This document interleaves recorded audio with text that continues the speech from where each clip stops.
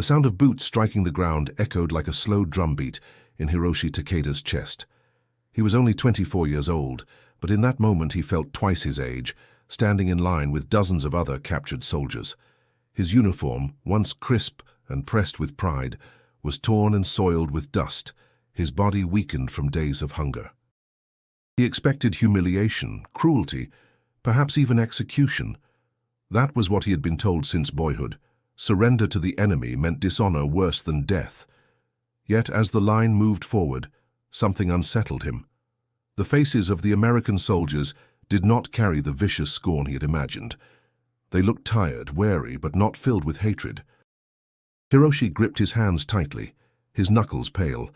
He whispered to himself in Japanese, "Endure. Just endure." His thoughts drifted to Osaka, the narrow streets near his home, his mother's patient smile as she prepared rice with miso soup. That memory was his shield against fear. He wanted to survive, but shame gnawed at his pride. To live meant to admit defeat. Still, the human instinct to breathe one more day was louder than any doctrine of honor. Behind him in line, Kenji Sato murmured, "Don't let them see fear, Hiroshi. Remember, they are men too. They bleed, they tire. Maybe we will not die today." Kenji was older, his face lined from years of service, his tone calm but laced with resignation. Hiroshi gave no reply. His throat was too dry, his mind too clouded. What lay ahead was a mystery. Rumors had spread among the captured. Americans starved their prisoners, beat them, used them as labor until they collapsed. Others whispered the opposite, that Americans were bound by strange codes of fairness even to enemies. Hiroshi did not know what to believe. He only knew that every step forward felt like walking into a storm he could not see. It is in such moments of uncertainty that the human story becomes most powerful. And that is why you, listening now, should subscribe to this channel. Because stories like Hiroshi's remind us how war is not only about battles, but about the fragile thread of humanity stretched between enemies. Subscribe so you do not miss the next chapters of survival, resilience, and the unexpected truths hidden in history. The march halted briefly. Dust swirled in the late afternoon air, carrying with it the bitter scent of burned wood from distant fires. Hiroshi's stomach twisted. He realized he had not eaten in nearly 2 days. The hunger was a dull ache, yet sharper still was the dread of what food might await him in enemy hands. Poison?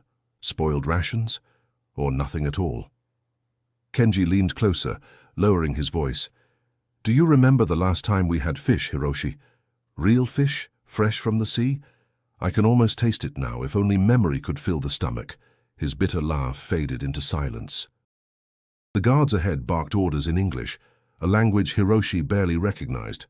Their accents were harsh, clipped, but not filled with mockery. A soldier gestured with a hand, firm but not violent, and directed the prisoners into a fenced compound. Hiroshi's eyes darted to the wire surrounding the area, tall and sharp. A cage, he thought. Yet beyond it, he caught a glimpse of something strange. Rows of neat barracks, a water tower, and in the distance, fields stretching wide under the setting sun. It was not the dungeon he had expected. Still, suspicion held his heart. "This is only the beginning," he told himself. "They will show kindness only to break us later."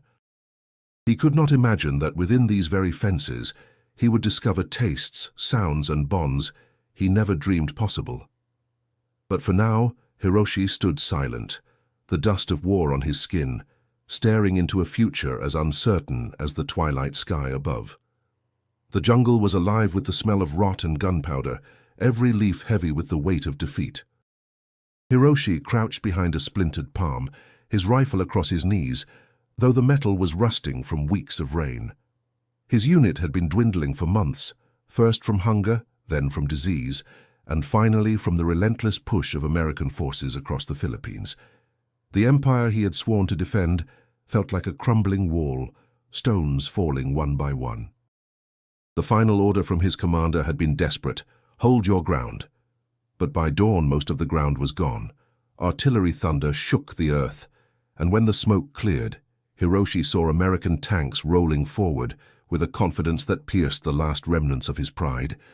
His hands trembled as he gripped the rifle tighter. To fire meant certain death. To lower it meant shame. Beside him, Kenji Sato adjusted the strap of his canteen, which hung almost empty. His face was gaunt, eyes sunken, but his voice was steady.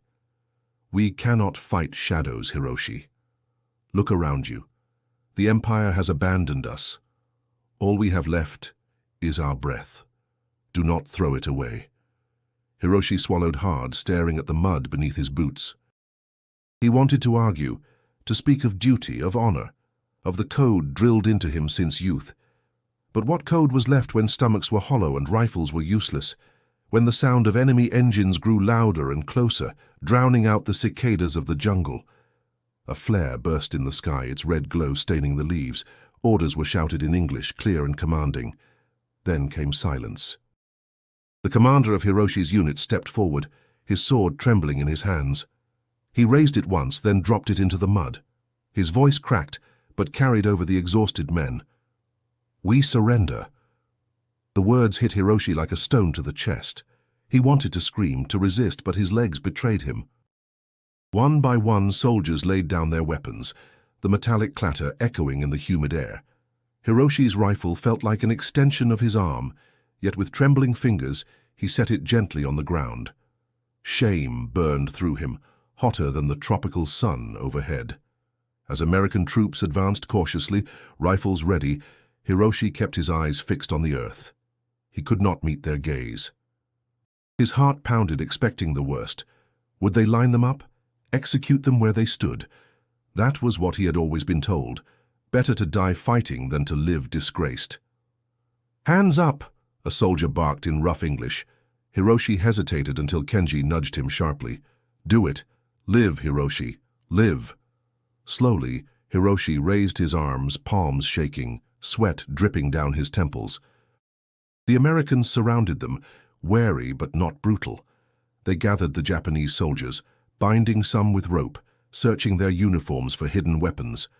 Hiroshi felt the sting of humiliation, yet no blows came, no bullets either, only stern orders and firm gestures guiding them into columns. The march began. Through the thick jungle under the blistering sun, Hiroshi stumbled forward with hundreds of others. Some wept quietly, others cursed their fate under their breath. Kenji walked beside him, his expression unreadable. "You see, Hiroshi," Kenji muttered, "the war is over for us, but not life, not yet." Hiroshi's chest tightened. Could survival truly be more honorable than death? He did not know. All he knew was the weight of defeat pressing down with every step. And as they trudged toward an unknown future, his mind churned with one relentless question. If this was not the end, then what awaited them beyond the jungle? The answer would come soon, but for now, each step into captivity was a reminder that his world, and the empire he served, had already collapsed. The ship groaned as though it carried not men, but the weight of the entire war itself. Hiroshi sat with his back against the metal wall of the hold, knees drawn to his chest. The air was thick with salt, sweat, and the sour stench of too many bodies crammed together. Every breath felt stolen. The hatch above opened only at intervals, spilling sunlight into the gloom, enough to remind the prisoners of the world beyond steel walls. Days blurred together. Time no longer moved in hours, but in the scrape of boots, the clatter of tin cups, the slosh of water ladled into buckets. Hiroshi's stomach clawed at itself, never satisfied, but at least the Americans gave them food: rice, bread, watery soup. It was not plentiful, but it was more than Hiroshi expected. Each mouthful carried confusion. Why would an enemy feed us at all? Kenji sat opposite him, his eyes half closed, voice low. "This is not what they told us, Hiroshi, remember? We were told they would starve us, break us, yet here we are breathing, eating. Do you not find it strange?" Hiroshi shook his head. "It is a trick. They want us weak in spirit before they strike in other ways." His tone was firm, but doubt lingered in his chest. The hold was filled with murmurs in Japanese, speculation flowing like restless water. Some men whispered that they would be executed the moment the ship reached America. Others believed they would be paraded through enemy cities as trophies of war. A few, their voices hushed with shame, dared to hope the Americans might treat them as human beings. At night, Hiroshi lay awake to the rhythmic crash of waves against the hull. Each impact reminded him how far from home he drifted. He pictured Osaka's harbor, the smell of grilled fish, the chatter of neighbors in narrow alleys. Now the only sounds were coughs, quiet sobs, and the endless sea. One evening the hatch opened wider, and an American guard descended with a box of small candles. He lit a few, placing them in corners of the hold. The faint glow pushed back the darkness just enough for faces to appear, worn, gaunt, but alive. Hiroshi studied the guard's expression. Stern, yes, but not cruel. The man left without a word, yet the act of leaving light behind unsettled Hiroshi more than any threat could have. "Why?" he whispered to Kenji after the guard vanished. "Why give us light?" Kenji shrugged, his tired eyes reflecting the flame. Perhaps even enemies fear darkness. The days stretched, the Pacific endless. Hiroshi sometimes climbed near the hatch when allowed, squinting at the horizon. Blue water met blue sky in a seamless prison. He wondered if the sea would ever end, or if America itself was just another myth told by soldiers who had never seen it. One morning, shouts erupted from above deck. The prisoners tensed, fearing an attack, perhaps submarines or planes. But soon the noise softened into routine. Through the small opening, Hiroshi caught a glimpse of gulls wheeling in the sky. Land was near. His heart tightened. Kenji noticed. "Do you see it?" "The end of this voyage." "The end," Hiroshi repeated, though the word tasted uncertain. End of the sea, yes, but beginning of what? He could not imagine what awaited them on foreign soil. The ship pressed forward, its engines steady, as though indifferent to the men's fear and hopes. Hiroshi clung to the thought that whatever lay beyond the horizon would define the rest of his life. The jungle had already stolen his pride. Now the ocean carried him towards something unknown, something he both dreaded and needed to face. The first sight of America came not as a grand vision, but as a jagged coastline wrapped in morning fog. Hiroshi squinted through the haze, gripping the edge of the transport truck as it rattled down a narrow road. He had imagined America as a place of towering skyscrapers, endless factories, and crowds of jeering citizens ready to spit on their captives. Instead, the land stretched wide and quiet, rolling fields, red barns, and forests whose leaves burned with autumn color. The air was sharper than the Pacific humidity, cool enough to sting his lungs.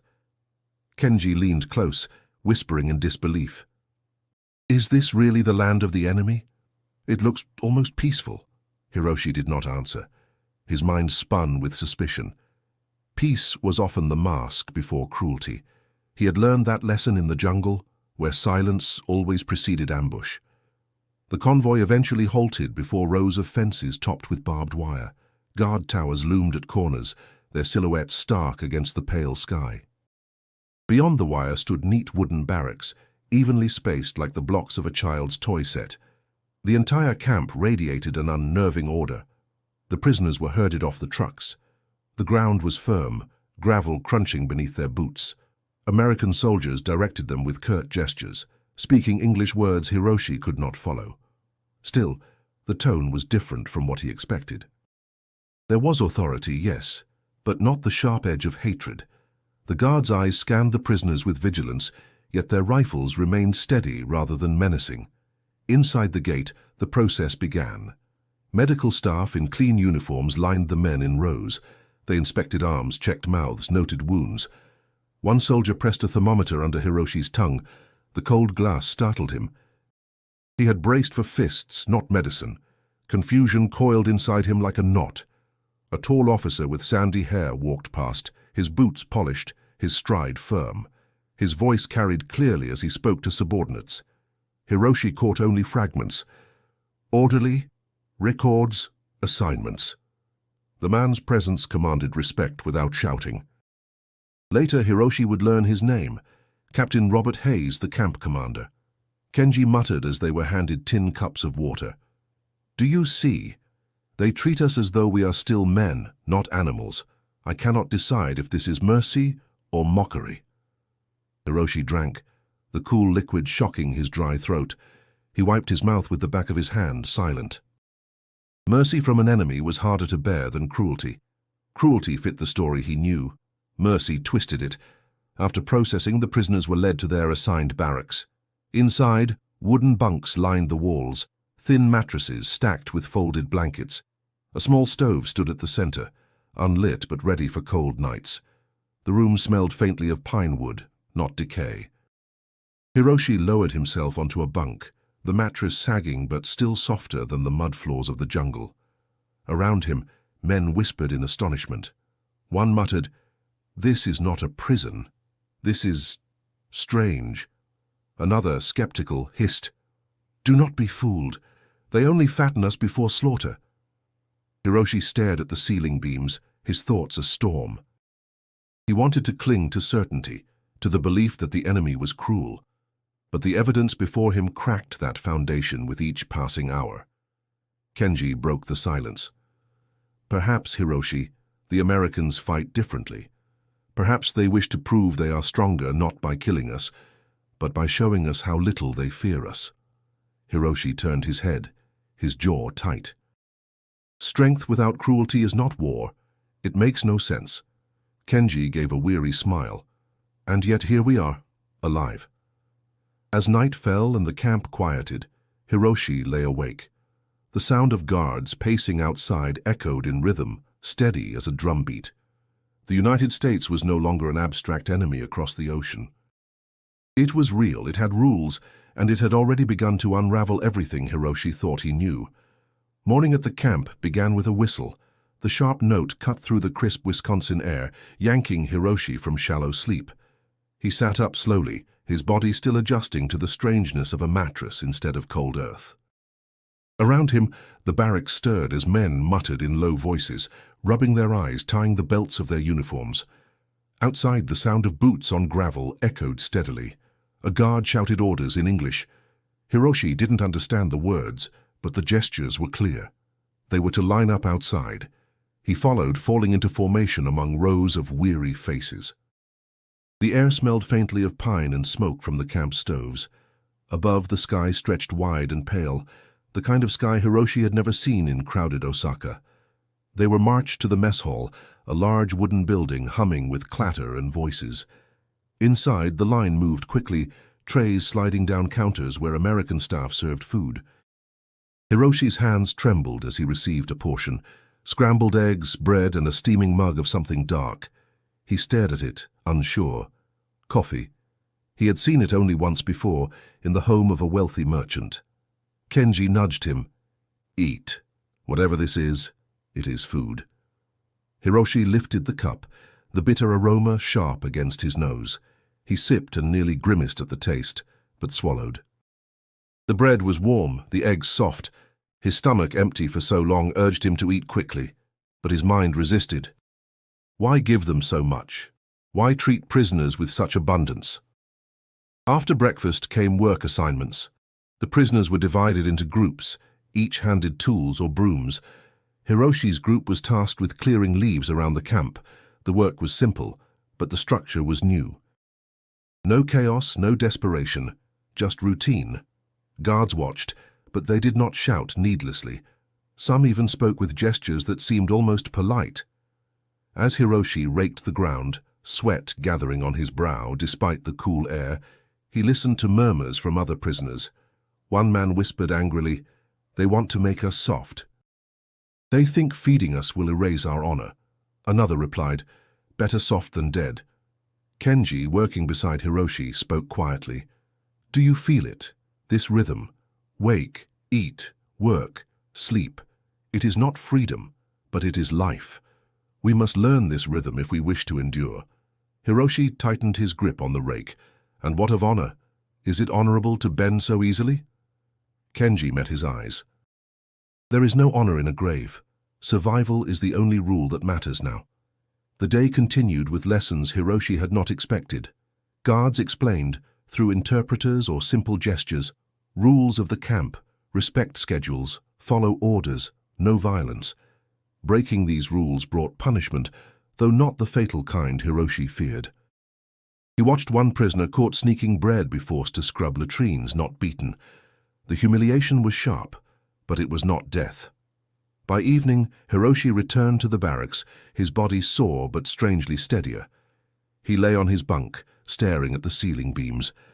Around him, men whispered about home, about rumors of the war's progress, about the strange order of this place. Kenji stretched out on the bunk across from him. "You see, Hiroshi, we are learning. Slowly, but we are learning. This camp has its rules, and those rules are now our battlefield. If we master them, we live. If we resist them blindly, we suffer." Hiroshi turned his face away, conflicted. The code of survival clashed with the code of honor still burning inside him. Yet he could not deny the truth. Each meal, each task, each night of rest was proof that life continued even in captivity. And deep down, he wondered what this new rhythm might eventually change within him. The mess hall smelled of something unfamiliar, a mix of roasted meat, onions, and warm bread. Hiroshi stood in line with his tin tray, his stomach restless, yet his mind cautious. Weeks of routine had dulled some fears, but the sight of steaming pots and piles of food remained unsettling. He expected rations barely enough to survive, not these generous portions that seemed almost careless in their abundance. When his turn came, an American server dropped a ladle of thick stew onto his tray. Chunks of beef floated among potatoes and carrots, their aroma sharp and rich. A slice of soft bread followed, then a cup of dark liquid he now recognized as coffee. Hiroshi hesitated, his fingers tightening on the tray. This was not food for prisoners. This was food fit for workers, even families. Kenji, behind him, muttered quietly. "They feed us like guests at a banquet. It is unsettling." Hiroshi found a seat at one of the long tables. Around him, men poked suspiciously at their meals, some sniffing the stew before daring to taste it. He dipped his spoon cautiously, lifted it to his lips, and paused. The flavor burst stronger than anything he expected, the salt of broth, the tenderness of potatoes, the richness of meat that melted softly against his tongue. He froze, spoon in midair. "It is not poisoned," another prisoner whispered nearby, his eyes darting. "No," Hiroshi replied, his voice low. "It is real." For a moment, silence settled over him. He thought of his mother's rice cakes, simple and warm, made with care. This stew, though foreign, carried its own weight of comfort, a reminder that food could soothe hunger and fear alike. Yet guilt struck him immediately after swallowing. How could he allow himself to enjoy the enemy's food while Japan starved? Across the table, Kenji chewed slowly, then set his spoon down with a sigh. Strange, isn't it? To find warmth in the hands of those we were told would kill us without mercy. Hiroshi avoided his gaze. Do not mistake generosity for kindness. It could still be a weapon. Kenji's lips curved in a faint, weary smile. Perhaps, but a full stomach is still a full stomach. Around the hall, murmurs spread. Some men devoured their food with abandon, too hungry to care. Others ate cautiously, suspicion etched deep into their faces. One man, older and gaunt, refused altogether, pushing his tray aside as though eating would betray his loyalty. Hiroshi finished slowly, every bite a battle between instinct and shame. When he set his spoon down, his hands trembled slightly. He felt stronger than he had in months, yet also more conflicted. To accept this food was to accept that the enemy could be more than the stories told to him since childhood. After the meal, the prisoners shuffled outside. The crisp air carried the scent of pine mixed with wood smoke. Hiroshi walked with Kenji, his mind heavy.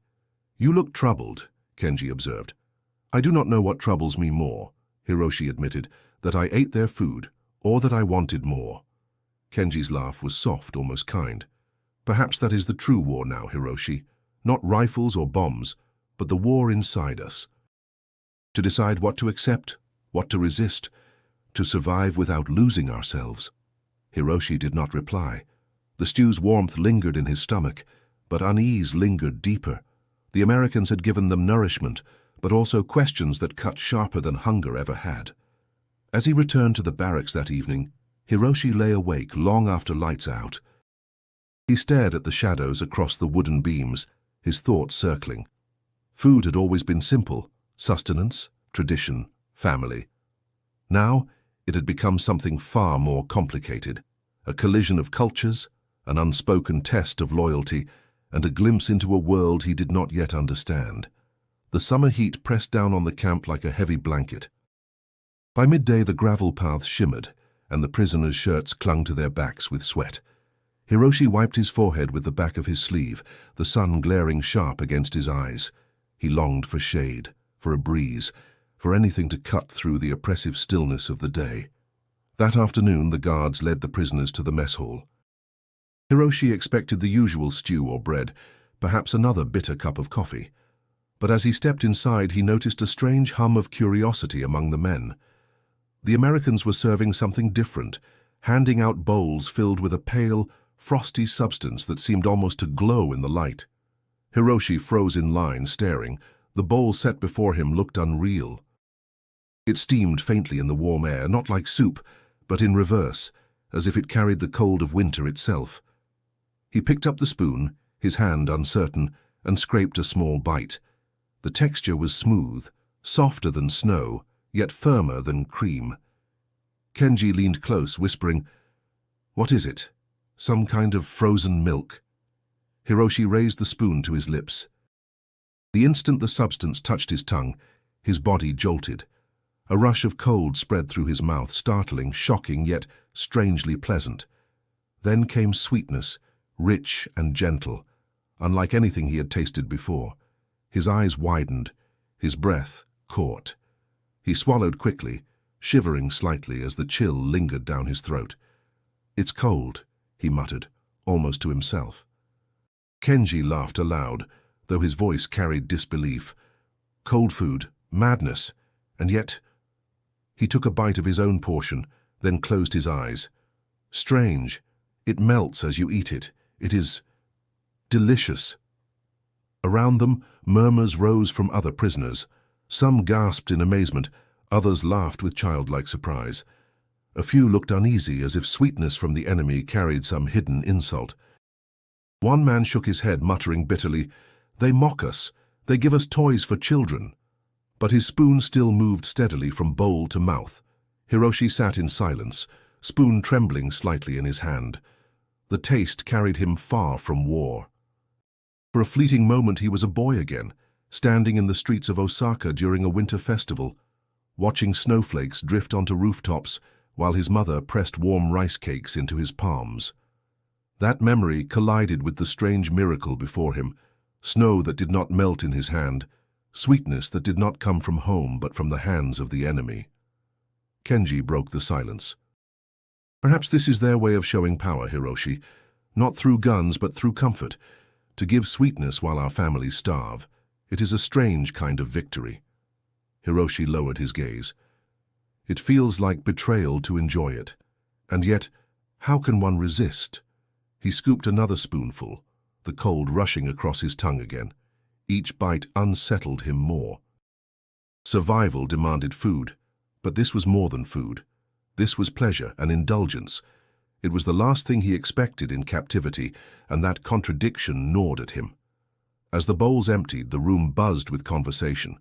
Some prisoners laughed as though they had forgotten, for a brief moment, the barbed wire outside. Others sat quietly, lost in their own thoughts. Hiroshi remained still, the empty bowl before him, his heart torn between guilt and wonder. When they left the mess hall, the sun still blazed overhead, but Hiroshi felt as though he carried a piece of winter inside him. He walked beside Kenji, who gave a faint, wry smile. "You see, Hiroshi," Kenji said softly, "even in war, life finds ways to surprise us." Hiroshi did not answer. He only thought of the taste that lingered on his tongue, a taste both foreign and unforgettable, and wondered what it might mean for everything he believed about the world. The chill of November had settled over Wisconsin, painting the trees bare and biting at the prisoners' skin as they marched to the mess hall. Hiroshi pulled his thin jacket tighter, his breath puffing in small clouds. He had never known a cold like this. Osaka winters had been damp, not sharp enough to pierce the lungs with every inhale. Yet inside the hall, warmth radiated from stoves, and the smell that drifted through the air was unlike anything he had ever encountered. The line moved forward and Hiroshi's eyes narrowed. On the trays ahead, he saw slices of something golden, with a crust browned at the edges and a filling that glistened faintly. Steam rose from it, carrying a scent both sweet and spiced, a fragrance so foreign that it almost made his chest ache. When his own tray was set with a slice, he stared at it as though it were some trick. Kenji leaned over, whispering, "Another experiment of theirs?" First the frozen milk, now this strange bread. Hiroshi touched the edge with his spoon, testing. The crust crumbled beneath the slightest pressure, flaking into soft crumbs. He lifted a piece of the filling, its warmth clinging to the metal. Tentatively, he placed it in his mouth. The flavor bloomed instantly, sweetness wrapped in a tang that reminded him faintly of fruit, but richer, deeper. Cinnamon clung to the taste, warm and earthy, while the crust melted like butter. He froze, spoon halfway back to the plate, his heart thudding. "What is it?" he whispered, almost breathless. An interpreter, overhearing nearby, offered the answer in halting Japanese. "Apple pie." The words felt heavy, unfamiliar, yet powerful. Hiroshi stared at the slice again, his throat tightening. Apple pie. The very sound carried something foreign yet comforting, as though it belonged not only to America, but to the very idea of home. Kenji tried a bite of his own and gave a low whistle. So this is their pride, their taste of celebration. He looked around at the guards, who ate their own slices with ease, laughter in their voices. They eat it as if it were nothing. Hiroshi lowered his gaze to his plate. For him it was not nothing. The pie pulled him backward in memory, to the smell of his mother's kitchen, where steamed rice cakes cooled on wooden trays. He remembered how she had pressed one into his small hands during a festival, her smile warm despite the cold air. The taste of that rice cake had been sweet, simple, filled with love. Now, thousands of miles from home in the heart of enemy land, a foreign sweetness stirred the same ache in his chest. His spoon trembled. Tears stung his eyes, though he blinked them away quickly, unwilling to let others see. He whispered to himself, "Oka-san, Mother." Kenji noticed, but said nothing. Instead, he ate slowly, his expression thoughtful. After a long silence, he murmured, "Perhaps this is how they remind us we are defeated, by showing us pleasures we never knew existed." "Or perhaps," Hiroshi replied softly, "it is how they remind us we are still human." The mess hall buzzed with murmurs of astonishment. Some men devoured their slices greedily, eager for every last bite. Others set theirs aside untouched, unable to reconcile the idea of enjoying the enemy's delicacy. Hiroshi ate his quietly, each spoonful both a comfort and a burden. When he finished, the warmth lingered in his chest long after he left the hall. Outside, the cold wind bit sharply at his skin, but the memory of cinnamon and apples lingered like an ember. For the first time since his capture, Hiroshi wondered if there were moments in war that could soften walls rather than harden them, yet the thought unsettled him as much as it comforted. For to accept sweetness from the enemy was to admit that the world was more complicated than loyalty or shame could explain. Snow dusted the camp in thin layers, crunching beneath boots and softening the outlines of fences and barracks. Hiroshi had never lived with such cold. The air nipped at his cheeks and turned each breath into a white cloud. He pulled his jacket close as he worked with other prisoners to shovel paths clear of snow. The task was tedious but necessary, and the guards supervised with a watchful but measured distance. Among them stood a young American soldier, no older than Hiroshi himself, with sandy hair poking from beneath his cap. Unlike the others, this guard's gaze lacked the hard edge of suspicion. Instead, his eyes held curiosity, even a trace of warmth. As Hiroshi paused to wipe his brow, the guard approached, speaking words Hiroshi barely understood. "Cold, huh?" the soldier said with a crooked grin, pointing to the white ground. Hiroshi blinked, unsure. "Cold," he repeated cautiously, his accent thick. The guard nodded, his grin widening. "Yes, cold." Kenji nearby raised an eyebrow but kept shoveling. Hiroshi hesitated, then gave a small nod. The exchange was brief, almost meaningless, yet it stirred something inside him. For the first time, an enemy's words sounded less like orders and more like conversation. Later that day, Hiroshi found himself near the same guard during mess. The young American gestured toward Hiroshi's bread and tapped his own chest. "Tom," he said clearly. "Tom." Hiroshi frowned, then understood. A name. "Hiroshi." He tapped his chest in return. "Hiroshi," Tom repeated, stumbling over the syllables but smiling as he tried again. "Hiroshi." Kenji leaned over, muttering under his breath in Japanese. "Do not grow too close. Remember who holds the rifle." But Hiroshi felt no threat in Tom's halting words.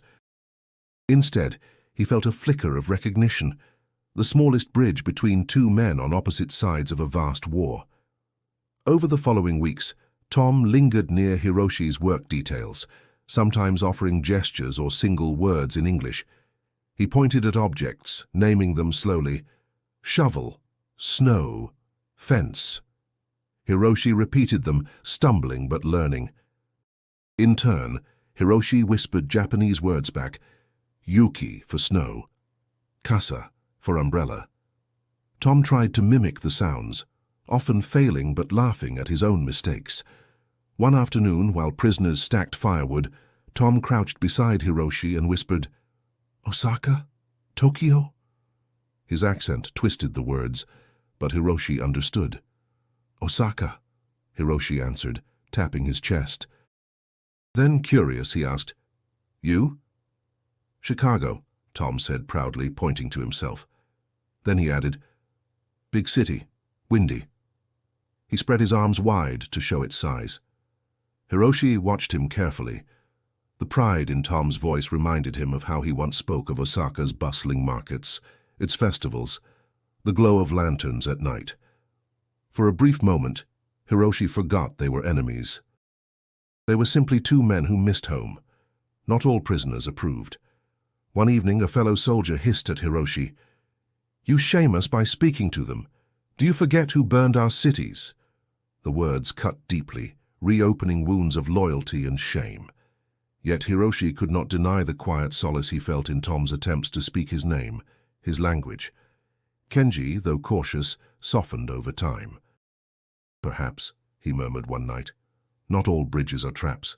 Some may carry us further than we expect.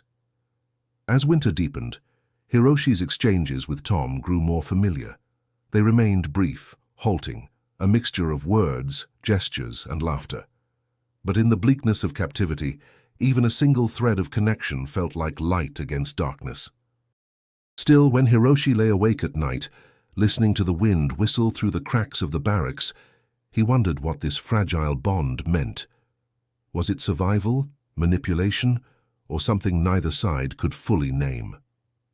The announcement came one grey morning when frost clung to the edges of the barracks windows. Our guard entered with an interpreter, who explained in halting Japanese, prisoners could now write letters home. Each man would be given paper, but the words would be censored before leaving the camp. The room fell silent, the weight of the message sinking in like a stone dropped into water. Hiroshi's heart jolted. The thought of reaching Osaka after so many months seemed impossible. His family might be gone, their home reduced to ash by bombs. Yet hope flared, fragile but alive. A letter could cross oceans. A letter could carry him home, if only in words. When the paper was finally distributed, Hiroshi stared at the blank sheet before him. His hands trembled, not from the cold but from the enormity of the task. What could he write? That he was alive, though not free.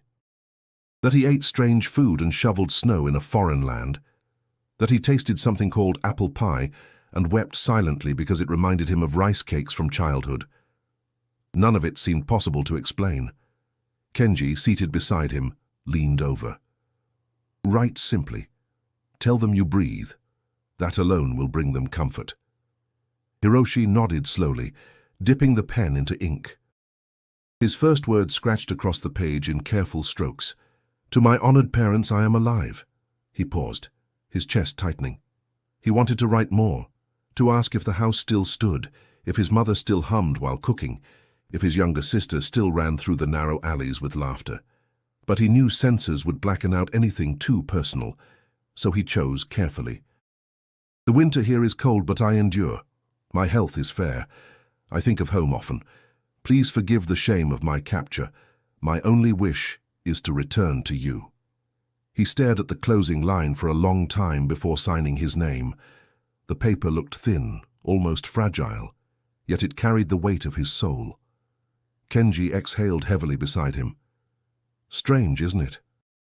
We fought with guns, yet now our greatest weapon is ink. Later that evening, Hiroshi watched as guards collected the letters.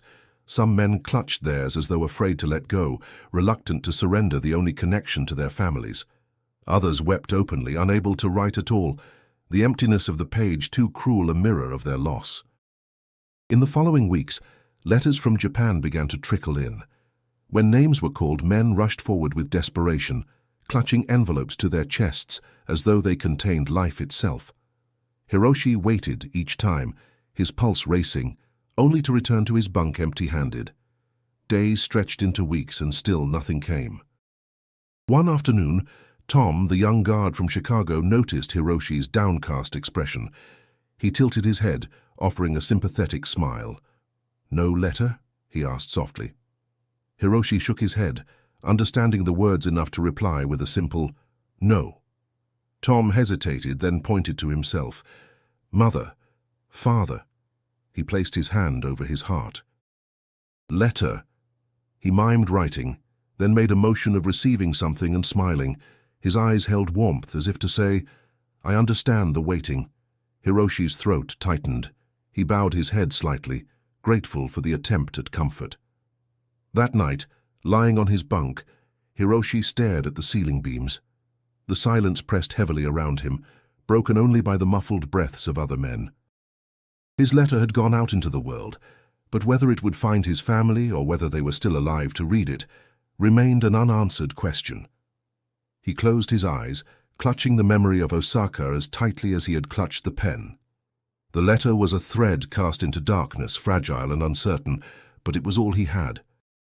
The snow had melted into slush, and with spring came a new rhythm in the camp. One morning the prisoners were gathered and told through interpreters that they would be sent to nearby farms to help with labor. The news spread quickly, filling the barracks with a hum of speculation. Some men feared it was a trick, a way to exploit them until they collapsed. Others whispered relief at the chance to leave the barbed wire, even if only for a few hours. Hiroshi listened in silence, his feelings tangled. To work outside the camp meant freedom of air, of movement, but it also meant stepping deeper into the world of his captors. What did it mean to labor for the enemy? Was it betrayal or survival? The following day, Hiroshi and a group of 20 prisoners were marched under guard to a nearby farm. The land stretched wide, flat fields thawing beneath the pale sun. Cows grazed lazily, their breath steaming in the cool morning air. The farmhouse stood solid and red against the horizon, its porch lined with wooden chairs.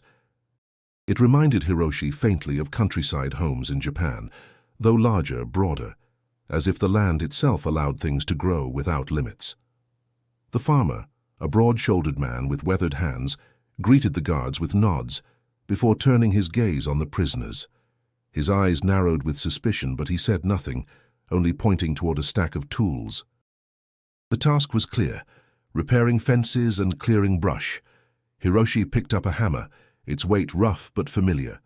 As he worked, driving nails into splintered wood, he felt a strange steadiness return to him. The rhythm of labor was grounding, the swing of the hammer, the creak of boards, the smell of earth rising from the thawing ground. For the first time since capture, he was not merely surviving. He was building something, even if it belonged to his enemy. Kenji worked beside him, wiping sweat from his brow despite the cool air. "Strange, isn't it?" he muttered, "to find dignity in work that is not ours. Yet the body remembers. It feels good to labor with purpose." Hiroshi nodded reluctantly. "It feels honest. More honest than sitting behind fences." At midday, the farmer's wife appeared with a basket of bread and jugs of water. She set them on a table, avoiding the prisoner's eyes. The guards gestured for the men to eat. Hiroshi accepted a piece of bread, still warm, its crust crackling beneath his fingers. He chewed slowly, surprised by its softness, by the faint sweetness that lingered in his mouth. He glanced at the woman, who stood watching with her arms crossed, her face unreadable. One of the younger prisoners whispered bitterly, "We are dogs to them, fed scraps while we toil." But Hiroshi saw something different.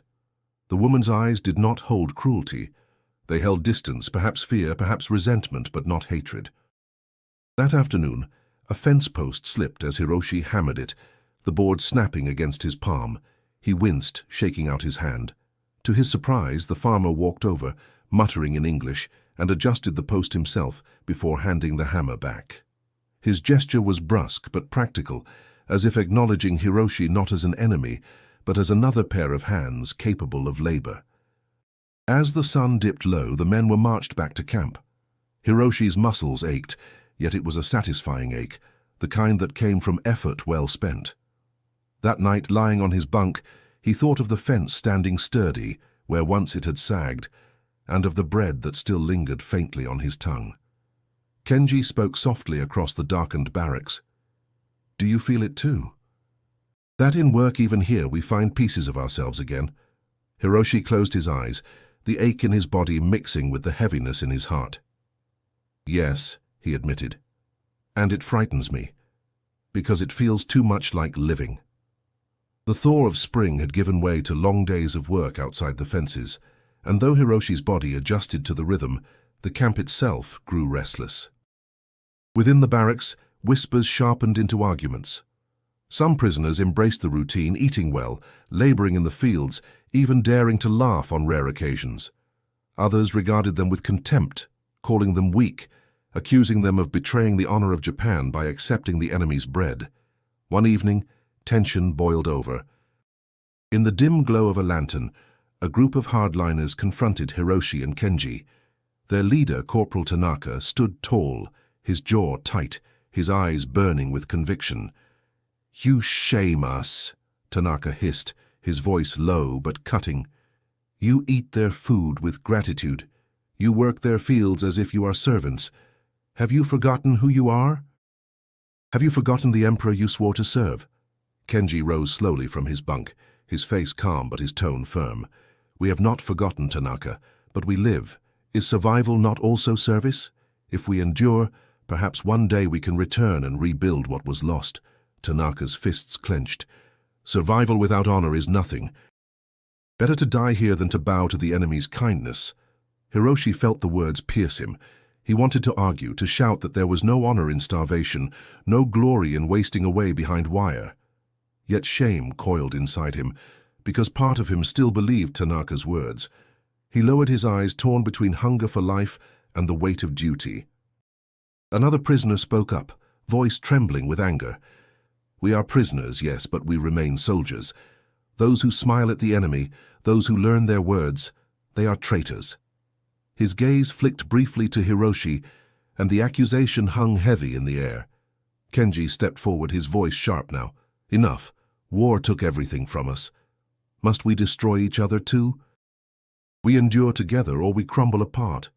The room fell silent, tension thick enough to choke. Tanaka glared but did not strike. Instead, he spat on the floor and muttered, "You have lost your spirit." Then he turned and left, his followers trailing behind him. Hiroshi sat back heavily on his bunk, his hands shaking. Kenji gave him a long, searching look. "They will not stop," Hiroshi whispered. "They see us as cowards," Kenji sighed, rubbing his temples. "Perhaps, but their anger cannot fill their stomachs, nor warm them in the cold. They rage because it is all they have left." In the following days, the camp felt divided. Some prisoners avoided Hiroshi and Kenji, muttering insults under their breath. Others quietly gravitated toward them, preferring the path of endurance over pointless defiance. Hiroshi felt the weight of eyes on him constantly, suspicion pressing like a second skin. One afternoon, during roll call, the tension nearly erupted.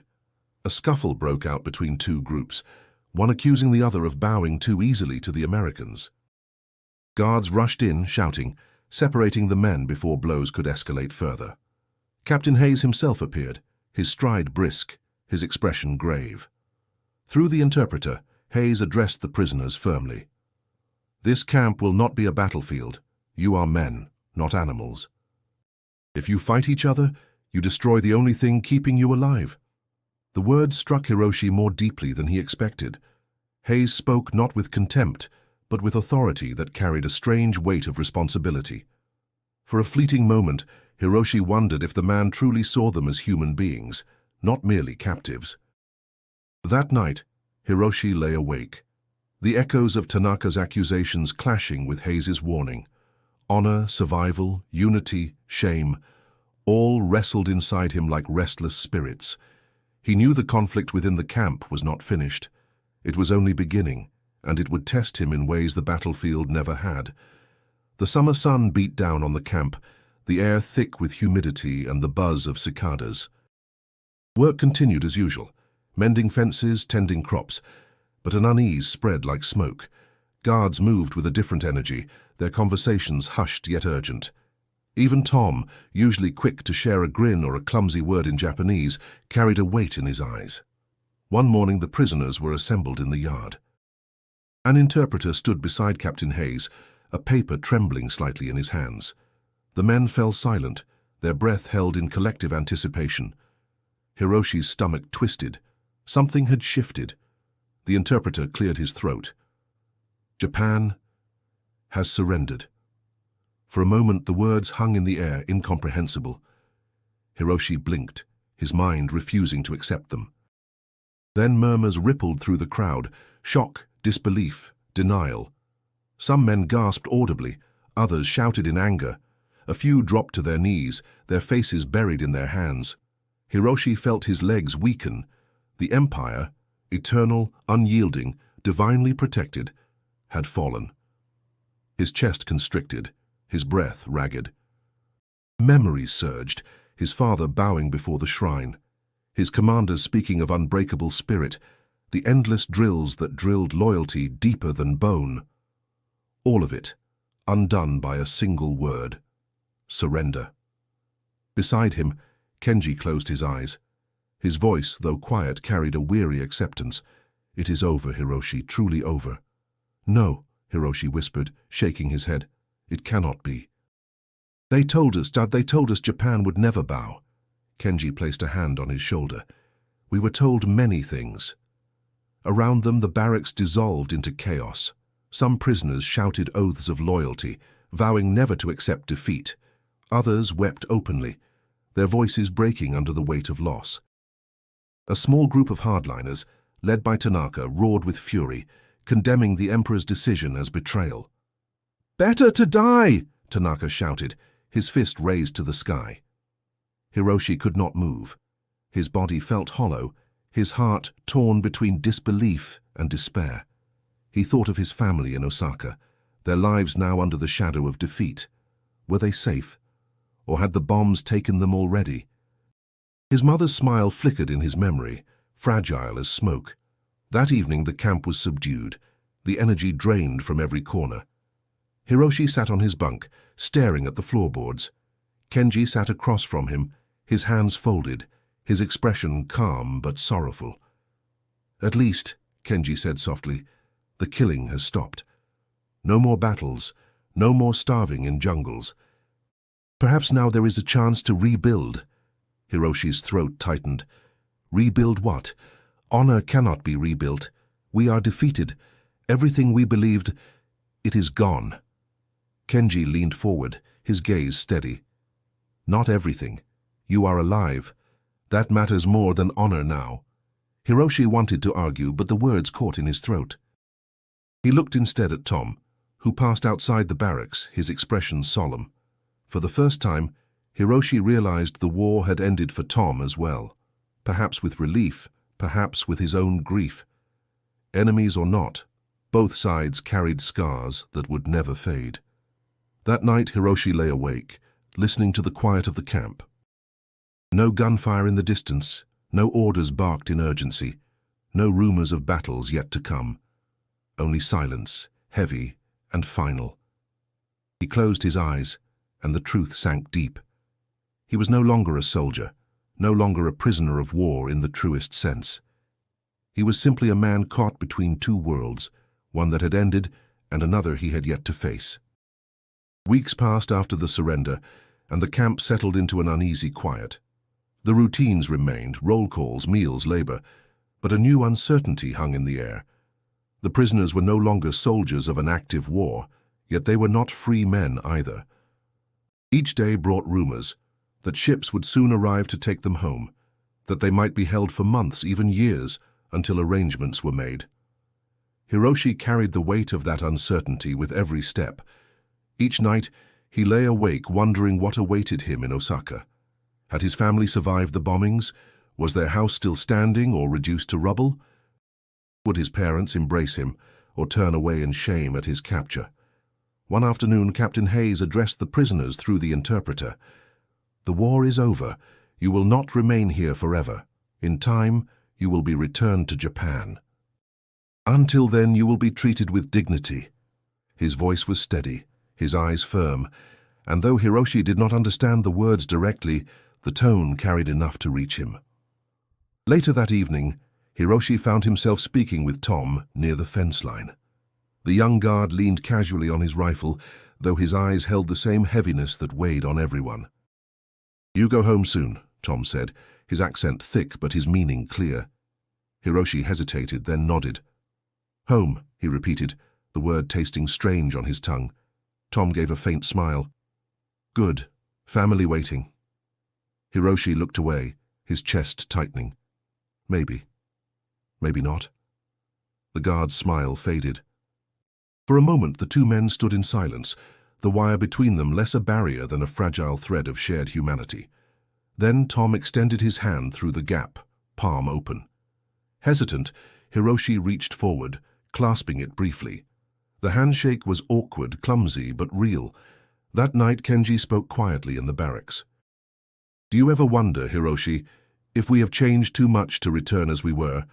Japan will not be the same, and neither are we." Hiroshi stared at the ceiling beams. "I wonder every night. Part of me fears I no longer belong anywhere." Kenji gave a weary smile. "Perhaps belonging is something we must build again, piece by piece." The following days were filled with preparation. Records were checked, belongings accounted for, groups organized. The camp buzzed with a strange energy, relief mixed with fear. Some men rejoiced openly, eager to see their homeland again, no matter its condition. Others trembled at the thought of facing families who might see them not as survivors but as failures. Hiroshi's heart wavered between both extremes. He longed for Osaka, for his mother's voice, for the familiar smell of the sea. Yet he dreaded the eyes that might judge him, the silence that might replace welcome.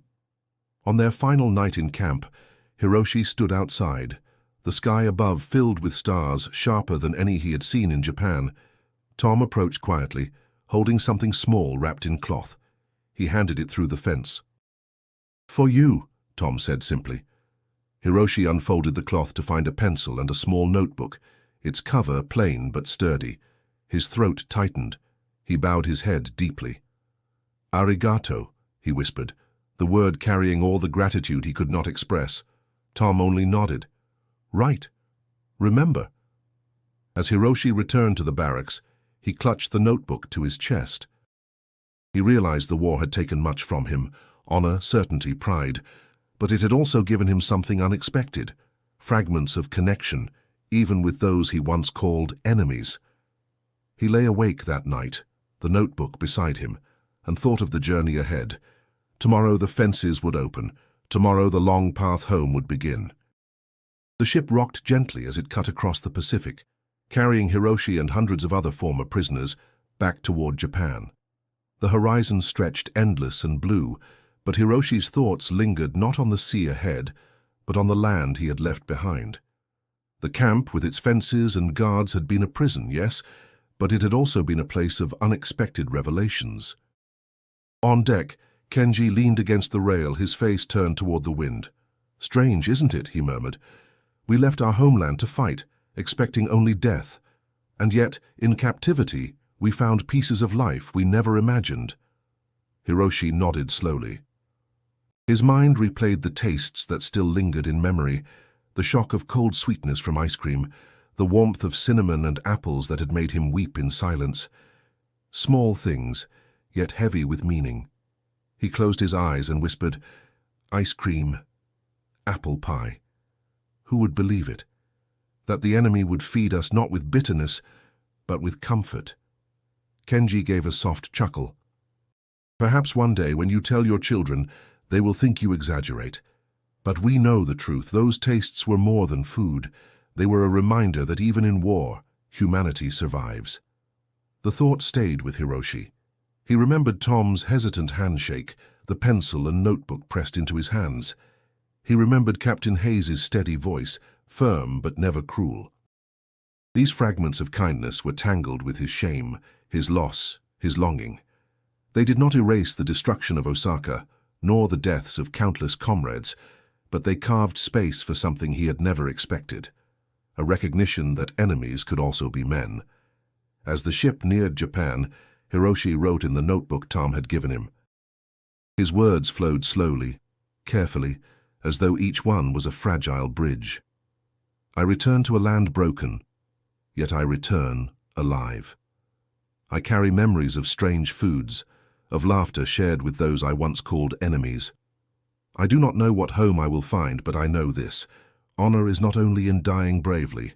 Sometimes it is in living even when the world changes beyond recognition. When the coast of Japan finally appeared, a jagged line against the sky, Hiroshi's chest tightened.